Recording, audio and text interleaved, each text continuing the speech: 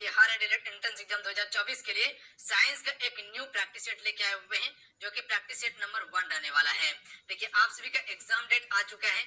30 मार्च से आपका एग्जाम होने वाला है, ध्यान रखिएगा आप सभी। तो समय देखिए, मिनिमम बचा हुआ है, कम समय में बचा हुआ है। तो कम समय में बेहतर तैयारी करने के लिए आज से एक न्यू सेशन आप सभी का शुरू किया गया है। तो आज से आप सभी इस सेशन को कंप्लीट जरूर कवर कीजिएगा। जितने भी क्वेश्चन बताएंगे सारे एक्सपेक्टेड क्वेश्चन बताएंगे, वही क्वेश्चन जो एग्जाम में पूछा जा सकता है। तो चलिए शुरू करते हैं आज की सेशन को। फंड कंप्लीट जरूर कीजिएगा जितने भी क्वेश्चन आपको बताएंगे, और आज की सेशन को लाइक करके आप सभी शेयर अपने दोस्तों में जरूर कीजिएगा। जो चैनल पर पहली बार आए चैनल को जरूर सब्सक्राइब कर घंटे को प्रेस कर लीजिएगा। आज की सेशन को हम सभी आज का फर्स्ट क्वेश्चन देखिए आपके स्क्रीन पे है। फर्स्ट क्वेश्चन का आप सभी को आंसर करना है। क्वेश्चन है कि एसिटिलीन किसके वैद्युत अपघटन के द्वारा प्राप्त किया जाता है। देखिए, अगर इन सेट में किसी भी क्वेश्चन का आंसर पता हो तो अपना आंसर आप सभी नीचे कमेंट बॉक्स में बताते चलिएगा, अन्यथा एक कॉपी में नोट कर लीजिएगा आप सभी। सोडियम फ्यूमरेट इसका बिल्कुल करेक्ट आंसर हो जाएगा, ध्यान रखिएगा। तो जब भी क्वेश्चन पूछ लिया जाए कि एसिटिलीन किसके वैद्युत अपघटन के द्वारा प्राप्त किया जाता है, तो सोडियम फ्यूमरेट के द्वारा किया जाता है। देखिए, वैद्युत अपघटन की बात किया गया है तो ये एक प्रकार का अभिक्रिया है, जो कि हम सभी कह सकते हैं कि रासायनिक अपघटन है ये एक प्रकार का। अगला क्वेश्चन देख लीजिएगा, निम्नलिखित में से किसका ऑक्साइड लाल लिटमस को नीला कर देगा। यानी कि इनमें से किसका ऑक्साइड है जो लाल लिटमस को नीला कर देगा। तो ध्यान रखिएगा, मैग्नीशियम का ऑक्साइड। ऑप्शन में ए बिल्कुल राइट आंसर होगा, याद रखिएगा आप सभी। यहीं से एक संकल्पना याद रखिएगा, जो कि एक क्वेश्चन पूछा गया था कि ऑक्सीजन के साथ अभिक्रिया करके धातु जो है क्या बनाता है। तो ध्यान रखिएगा, धात्विक ऑक्साइड बनाता है। तो इसे आप सभी नोट जरूर कीजिएगा। अगला क्वेश्चन देख लीजिएगा, इलेक्ट्रॉन वोल्ट किसकी इकाई है। चलिए इस क्वेश्चन का राइट आंसर कीजिएगा आप सभी। इलेक्ट्रॉन वोल्ट जो है किसकी इकाई है, ऊर्जा की इकाई है, ध्यान रखिएगा। ऑप्शन में डी करेक्ट आंसर हो जाएगा। अच्छा, संवेग की इकाई पूछा जाए तो इसका इकाई क्या होता है, न्यूटन सेकेंड होता है, ध्यान रखिएगा। संवेग की इकाई याद रहेगा आप सभी को। अच्छा, इलेक्ट्रॉन वोल्ट जो होता है हम सभी कह सकते हैं, याद रखिएगा आप सभी। इलेक्ट्रॉन वोल्ट के बारे में बात किया जाए तो इसका मान जो होता है 1.602 इंटू 10 टू दी पावर -12 ऊर्जा के बराबर होता है, ध्यान रखिएगा। इलेक्ट्रॉन वोल्ट ध्यान रखिएगा, 1.602 इंटू 10 टू दी पावर -12 ऊर्जा के बराबर होता है क्या, आपका इलेक्ट्रॉन वोल्ट होता है। अगला क्वेश्चन देख लीजिएगा, उष्मागतिकी के रूप में कार्बन का सबसे अस्थायी रूप कौन सा है। तो उष्मागतिकी की बात किया गया तो ध्यान रखिएगा ग्रेफाइट। ऑप्शन में सी करेक्ट आंसर हो जाएगा। याद रखिएगा, अगर क्वेश्चन पूछा जाए कि उष्मागतिकी के रूप में कार्बन का सबसे अस्थायी रूप कौन सा होता है, तो ग्रेफाइट होता है। ग्रेफाइट जो है ये कार्बन का शुद्ध अपरूप है, याद रखिएगा आप सभी। जो कि हम सभी कह सकते हैं कि आपका क्या होता है, नर्म होता है। जबकि हीरा जो है ये भी आपका कार्बन का शुद्ध अपरूप है, पर ये कठोर होता है आपका। अगला क्वेश्चन देख लीजिएगा, इमाइलेज को डैश के रूप में जाना जाता है। तो इसे हम सभी टाइलिन के रूप में जानते हैं। इमाइलेज को हम सभी किस रूप में जानते हैं, टाइलिन के रूप में जानते हैं। क्वेश्चन पूछा जाता है, याद रखिएगा। अच्छा, इमाइलेज की यहाँ पर बात किया गया है तो ये एक प्रकार का क्या है, एंजाइम है, ध्यान रखिएगा आप सभी। एंजाइम है जो कि पचाने में सहायक होता है। इमाइलेज जो है आपका ये दो प्रकार का होता है। एक जो क्वेश्चन 6 है, प्लास्टर ऑफ पेरिस का रासायनिक नाम क्या है। कई बार क्वेश्चन पूछा जा चुका है, मोस्ट इंपॉर्टेंट क्वेश्चन, इसको याद रखिएगा आप सभी। तो इसे हम सभी कैल्शियम सल्फेट हेमीहाइड्रेट कहते हैं। क्या कहते हैं जी, कैल्शियम सल्फेट हेमीहाइड्रेट कहते हैं। ऑप्शन में सी जो भी टिक करें बिल्कुल करेक्ट आंसर हो जाएगा। अच्छा, अगर इसका सूत्र पूछ लिया जाए कि प्लास्टर ऑफ पेरिस का सूत्र क्या होता है, तो याद रखिएगा CaSO4। CaSO4 हाफ H2O होता है। क्या होता है जी, हाफ H2O होता है प्लास्टर ऑफ पेरिस का रासायनिक सूत्र, ध्यान रखिएगा आप सभी। अच्छा, कैल्शियम नाइट्रेट की बात किया जाए तो इसका सूत्र क्या होता है, पता है आप सभी को। कैल्शियम नाइट्रेट का रासायनिक सूत्र क्या होता है, तो CaNO3 होता है, ध्यान रखिएगा आप सभी। किसका जी, कैल्शियम नाइट्रेट का होता है। अच्छा, कैल्शियम क्लोराइड की बात किया जाए तो इसका सूत्र क्या होता है, तो CaCl2 होता है। CaCl2 होता है। अगला क्वेश्चन है कि डैश तब प्राप्त होती है जब गोली को ऊपर की ओर ऊर्ध्वाधर पर दागा जाता है। तो स्थितिज ऊर्जा प्राप्त होता है, ध्यान रखिएगा आप सभी। और फिर से क्वेश्चन को समझ लीजिए, क्वेश्चन क्या कहना चाह रहा है कि डैश तब प्राप्त होती है जब गोली को ऊपर की ओर ऊर्ध्वाधर पर दागा जाता है, तो तब जो है कि स्थितिज ऊर्जा प्राप्त होता है। अच्छा, यहाँ पर स्थितिज ऊर्जा की बात किया गया तो आप सभी को पता होना चाहिए, जैसे बांधा हुआ पानी में कौन सा ऊर्जा है, स्थितिज ऊर्जा है। अगर कहीं पर हम सभी एक पत्थर रख देते हैं तो वो आपका स्थितिज ऊर्जा है। वही पत्थर को उठाकर कहीं फेंक दिए हम तो वो आपका गतिज ऊर्जा में चल जाएगा। जैसे चलता हुआ हथौड़ा गतिज ऊर्जा होता है, बहता हुआ पानी गतिज ऊर्जा होता है, ध्यान रखिएगा। चलती हुई गोली गतिज ऊर्जा होता है। तो याद रखिएगा आप सभी। अगला क्वेश्चन देख लीजिए, क्वेश्चन नंबर 9 है कि डैश को इंगित करने के लिए विद्युत दाब का एक दूसरा शब्द है। तो विद्युत दाब का एक दूसरा शब्द हमसे विभवांतर इसे कहते हैं, ध्यान रखिएगा। विभवांतर को इंगित करने के लिए हमसे विद्युत दाब का प्रयोग करते हैं। तो ऑप्शन नंबर क्या हो जाएगा? सी बिल्कुल करेक्ट आंसर हो जाएगा। चलिए आपसे ये बताइएगा हमको कि ऊष्मा का एसआई मात्रक क्या होता है? आंसर करके बताइएगा आप सभी। किसी द्रव के ताप में वृद्धि के साथ क्या होता है? किसी भी द्रव में ताप की वृद्धि के साथ पृष्ठ तनाव एवं श्यानता दोनों में कमी होती है या कमी आती है। बी करेक्ट आंसर होगा। क्वेश्चन को समझ लीजिए। क्वेश्चन क्या कहना चाह रहा था? क्वेश्चन ये कहना चाह रहा है कि किसी द्रव के ताप में वृद्धि के साथ क्या होता है? तो पृष्ठ तनाव एवं श्यानता दोनों में कमी आती है। याद रखिएगा, जैसे जैसे तापमान बढ़ता है तो श्यानता कम होती है, जैसे जैसे तापमान बढ़ता है तो श्यानता कम होती है, और तापमान में वृद्धि के साथ पृष्ठ तनाव भी कम हो जाता है। याद रखिएगा आप सभी। अगला क्वेश्चन है, अफीम जो है किस श्रेणी का दवा है? तो अफीम जो है ये अवसाद श्रेणी का दवा है। ऑप्शन में एक करेक्ट आंसर होगा। याद रखिएगा आप सभी।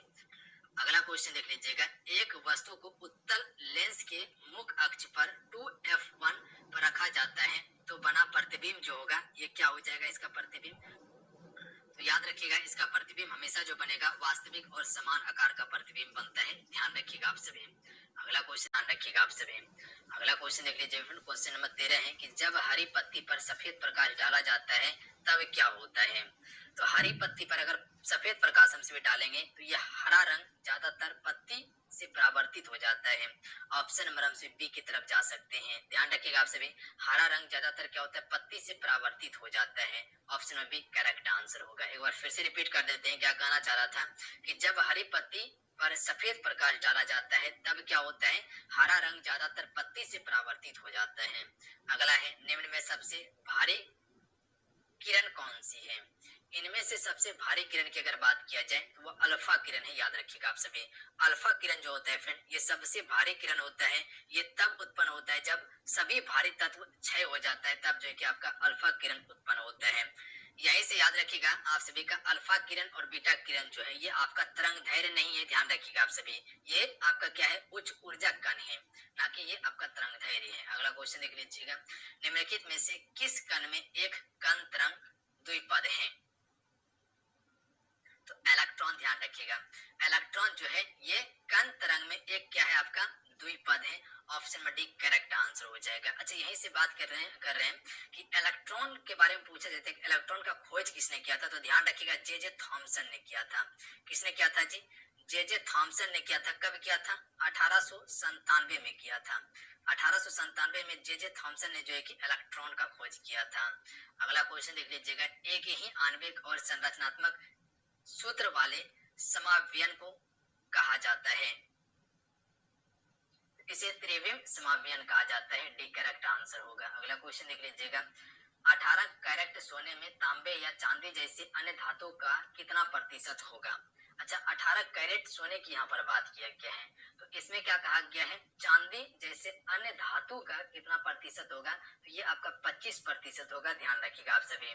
जैसे कि आप सभी देखते होंगे कि 18 कैरेट शुद्ध सोना की अगर बात किया जाए तो इसमें तांबे चांदी या तांबा हो गया, ये लमसम जो है कि 25% होता है। हालांकि 24 कैरेट का सोना होता है जो कि 100% आपका शुद्ध होता है। 24 कैरेट का सोना, ये यहाँ पर आपसे गौर कीजिएगा। अगला क्वेश्चन देख लीजिएगा, निम्नलिखित में से किस घर्षण में स्वयं समायोजन बल है? इनमें से कौन सा एक घर्षण है जो कि स्वयं समायोजन बल है? तो ये आपका स्थैतिक घर्षण हो जाएगा। ध्यान रखिएगा, इसमें स्वयं समायोजन बल है। याद रखिएगा आप सभी। अच्छा, घर्षण बल की बात किया गया है, तो घर्षण बल कैसे उत्पन्न होता है आप सभी को पता होंगे। बिल्कुल, सतह से जब संपर्क में आता है तो वहां घर्षण बल उत्पन्न होता है। तो कह सकते हैं कि विरोधी बल है जो कि गति के संबंध में दो सतहों के संपर्क से ही आपका घर्षण बल उत्पन्न होता है। क्लियर है? अच्छा, तरल बल क्या होता है पता है आप सभी को? जब कोई पिंड किसी तरल पदार्थ के माध्यम से गति करता है या तरल पिंड का विरोध करता है, उसे हम सभी तरल घर्षण कहते हैं। अच्छा, सर्पिल घर्षण किसे कहा जाता है पता है आप सभी को? याद रखिएगा, जब एक पिंड दूसरे पिंड पर फिसलता है उसे हम सभी सर्पी घर्षण कहते हैं। एग्जाम्पल में आप सभी बर्फ को ले सकते हैं। अच्छा, लोटनी घर्षण क्या होता है पता है आप सभी को? जब एक पिंड दूसरे पिंड पर कह सकते हैं कि लुढ़कता है, यानी कि लुढ़क लुढ़क के चलता है, वो लोटनी घर्षण के अंतर्गत आता है, ध्यान रखिएगा आप सभी। जबकि आपका स्थैतिक घर्षण जो होता है ये अधिकतम घर्षण है, जो कि पिंड के हिलने पर यह घर्षण आपको उत्पन्न होता है। अगला क्वेश्चन देख लीजिए, धोवन सोडा का सामान्य नाम क्या है? अच्छा, धोवन सोडा की यहाँ पर बात किया गया है, तो याद रखिएगा इसे हम सभी सोडियम कार्बोनेट कहते हैं। क्या कहते हैं जी? सोडियम कार्बोनेट कहते हैं। अगर इसका सूत्र की बात किया जाए तो याद रखिएगा सूत्र आपके पेपर में पूछा जाता है, Na2CO3 होता है। क्या होता है जी? Na2CO3 होता है धोवन सोडा का रासायनिक सूत्र। अगर इसका रासायनिक नाम की बात किया जाए तो सोडियम कार्बोनेट होता है। क्लियर है? अगला क्वेश्चन देख लीजिएगा, क्वेश्चन है 20 नंबर कि निम्नलिखित में से किसे मिश्रित ग्रंथि के रूप में जाना जाता है? अच्छा, मिश्रित ग्रंथि की बात किया गया है तो आपसे क्या कर सकते हैं? अग्नाशय को ध्यान रखिएगा आप सभी, अग्नाशय को हमसे मिश्रित ग्रंथि के नाम से जानते हैं। अगला क्वेश्चन देख लीजिएगा, क्वेश्चन है कि आर्किमिडीज सिद्धांत के संबंध में निम्नलिखित में से कौन सा कथन सत्य नहीं है? इनमें से आर्किमिडीज के सिद्धांत के बारे में कौन सा कथन सत्य नहीं है? पहले सत्य क्या है ये समझ लीजिए। पहले ऑप्शन नंबर ए को देखिए, यदि विस्थापित पानी का भार वस्तु के भार से कम हो तो वस्तु डूब जाएगी। बिल्कुल सही है, वस्तु डूब जाएगी। ऑप्शन नंबर बी देख लीजिए, आर्किमिडीज सिद्धांत एक स्वतंत्र सिद्धांत है, ये गलत है। स्वतंत्र सिद्धांत नहीं है आर्किमिडीज का सिद्धांत, ध्यान रखिएगा आप सभी, यही गलत है। अच्छा, सी क्या दिया हुआ है कि आर्किमिडीज के सिद्धांत को न्यूटन की गति के नियम से निकाला जा सकता है, ये भी सत्य है कि आर्किमिडीज का जो सिद्धांत है न्यूटन के गति के नियम से भी निकाला जा सकता है। ऑप्शन नंबर डी देखिए क्या दिया हुआ है कि आर्किमिडीज का सिद्धांत एक स्वतंत्र सिद्धांत नहीं है, बिल्कुल सही है कि ये एक स्वतंत्र सिद्धांत नहीं है।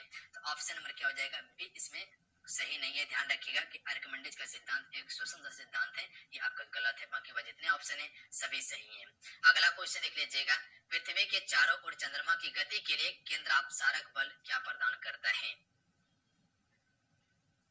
राइट आंसर ऑप्शन में भी जाएगा, पृथ्वी के आकर्षण बल प्रदान करता है। ध्यान रखिएगा आप सभी, क्या करता है जी? पृथ्वी के आकर्षण बल प्रदान करता है। देखिए एक से दो बार हम रिपीट करते हैं, क्यों करते हैं? ताकि क्वेश्चन आपके दिमाग में सेट हो जाए। ध्यान रखिएगा आप सभी, ज्यादातर मेरा कोशिश रहता है कि इसी क्लासेस में आपको सारा क्वेश्चन याद करवा दिया जाए, उस प्रकार से आपको समझा दिया जाए ताकि क्वेश्चन आप प्रॉपर आप माइंड में सेट कर लें। और डायरेक्ट आंसर टिक कर देंगे तो कोई फायदा नहीं होगा आपको। तो ज्यादातर कोशिश रहता है कि आपको क्वेश्चन को समझाया जाए और उसके बाद आपको याद करवाया जाए क्वेश्चन को। तो इतना सा काम जरूर किया कीजिए कि जितने हम क्वेश्चन कवर करवाते हैं इसे याद करते चलिए साथ साथ में आपसे, क्योंकि आपके पास उतना समय नहीं है कि आप इसे फिर से दो बार देखिएगा और उसके बाद क्वेश्चन को याद कीजिएगा। तो साथ साथ में क्वेश्चन को कवर करते चलिए। आप चुंबकीय क्षेत्र को कब अधिक प्रबल पाएंगे? तो देखिए, आप चुंबकीय क्षेत्र को तब आप प्रबल पाएंगे जब क्षेत्र की रेखाएं भारी होती है। तो ऑप्शन में बी करेक्ट आंसर होगा। याद रखिएगा, जब क्षेत्र की रेखाएं भारी होती है तब आप क्या करेंगे? चुंबकीय क्षेत्र अधिक प्रबल पाएंगे। अगला क्वेश्चन देख लीजिएगा, क्वेश्चन है कि निम्नलिखित में से किस तत्व का उपयोग नाभिकीय रिएक्टर में श्रृंखला अभिक्रियाओं को नियंत्रण में रखने के लिए किया जाता है? सी राइट आंसर हो जाएगा, होल्मियम का उपयोग करते हैं। ध्यान रखिएगा आप सभी। अगला है, पाश्चुरीकरण प्रक्रिया में दूध को किस तापमान पर 15 से लेकर 30 सेकंड तक उबाला जाता है? पाश्चुरीकरण की बात किया गया, इसमें क्या होता है? जितने भी कीटाणु होता है वो सारा आपका मर जाता है। ध्यान रखिएगा आप सभी। तो 15 से लेकर 30 सेकंड तक जो उबाला जाता है वो कितने डिग्री सेल्सियस पर उबाला जाता है? 72 डिग्री सेल्सियस पर उबाला जाता है। याद रखिएगा ऑप्शन में ए बिल्कुल करेक्ट आंसर हो जाएगा। अच्छा, आप सभी ये बताइएगा कि दूध का घनत्व जो हमसे मापते हैं वो किससे मापते हैं? आंसर कीजिएगा आप सभी। तो हरे आलुओं में कौन सा जहरीला पदार्थ पाया जाता है? हरे आलू जो आप सभी देखते होंगे, कभी कभी आप मार्केट में देखते होंगे हरे आलू आप सभी को मिल जाता है, तो इसमें जो है कि जहरीला पदार्थ पाया जाता है, इसे हम सभी सोलेनिन कहते हैं। ध्यान रखिएगा आप सभी, यही जो है कि आपका हरे आलू में पाया जाता है, जो कि एक प्रकार का जहरीला पदार्थ है। अगला क्वेश्चन देख लीजिएगा, वायलिन एक वाद्य यंत्र है जिसमें डैश होती है, तो सी राइट आंसर हो जाएगा, तनित डोरी होती है वायलिन में। अगला क्वेश्चन देख लीजिएगा, क्वेश्चन है 28 नंबर कि किसी धातु के तार में प्रभावित धारा और उसके सिरों के बीच विभवांतर के बीच संबंध की खोज किसने? किसी धातु के तार में प्रभावित धारा और उसके सिरों के बीच विभवांतर के बीच संबंध की खोज जो है कि फ्रेंड ये किसके द्वारा की गई थी? जॉर्ज साइमन ओम के द्वारा की गई थी। अगला क्वेश्चन देख लीजिएगा, एक तोप गोला दागने के बाद निम्न के कारण पीछे हटती है। आप सभी न्यूटन का तीसरा नियम आप सभी पढ़े होंगे, यानी कि क्रिया टू विपरीत प्रतिक्रिया होता है। जैसे कि अगर कोई नाव यहाँ पर है, ठीक है, कोई नाव है, इस पर कोई आदमी बैठा हुआ है, अगर ये आगे की ओर उछल के नीचे आता है तो ये नाव देखिएगा पीछे की ओर घसक जाता है। तो ये क्या होता है? क्रिया टू प्रतिक्रिया। जैसे कि रॉकेट जो उड़ता है वो भी आपका न्यूटन के तीसरे नियम के अनुसार या संवेग संरक्षण के नियम के अनुसार आपको ऊपर दिखाई देता है, यानी कि ऊपर की ओर जाता है। तो वही क्वेश्चन कहा गया है कि एक तोप गोला दागने के बाद निम्न कारण से ये पीछे हट जाती है। तो न्यूटन के तीसरे नियम के कारण ये आपको दिखाई देगा। ध्यान रखिएगा, ये न्यूटन के तीसरे नियम का एग्जाम्पल है। अच्छा चलिए आपसे ये बताइएगा कि न्यूटन का पहला नियम से हम सभी क्या प्राप्त करते हैं? तो कह सकते हैं कि न्यूटन का पहला नियम ये कहता है कि जितने भी संसार में वस्तुएं हैं जिस अवस्था में है वो उसी अवस्था में रहेगा जब तक उस पर कोई बाहरी बल ना लगाया जाए। ध्यान रखिएगा आप सभी। अगला है, हल्दी का विलयन साबुन के संपर्क में आने पर लाल क्यों हो जाता है? हल्दी का विलयन साबुन के संपर्क पे आने पर लाल हो जाता है, इसका कारण क्या है? साबुन विलयन क्षारीय होता है। ऑप्शन में सी करेक्ट आंसर हो जाएगा। साबुन विलयन क्या होता है? क्षारीय होता है, जिसके कारण से क्या हो जाता है? ये लाल हो जाता है। तो ऑप्शन नंबर क्या हो जाएगा? बिल्कुल सी करेक्ट आंसर हो जाएगा। अच्छा, अगर क्वेश्चन पूछा जाए कि पीएच स्केल का मान कितना होता है तो याद रखिएगा आप सभी, 0 से लेके 14 तक होता है। कितना तक होता है जी? 0 से लेके 14 तक होता है। अगर बीच में बात किया जाए तो ये 7 होता है जो कि उदासीन होता है। इससे नीचे की बात किया जाए तो अम्लीय होता है, और इससे पीछे की बात किया जाए यानी कि 7 से अधिक की बात किया जाए तो वो क्षारीय होता है। तो साबुन की बात किया जाए तो ये क्या हो जाएगा आपका? बिल्कुल क्षारीय हो जाएगा। तो चलिए आज कितना ही, आज के सेट में कुल 30 क्वेश्चन कवर किए हैं।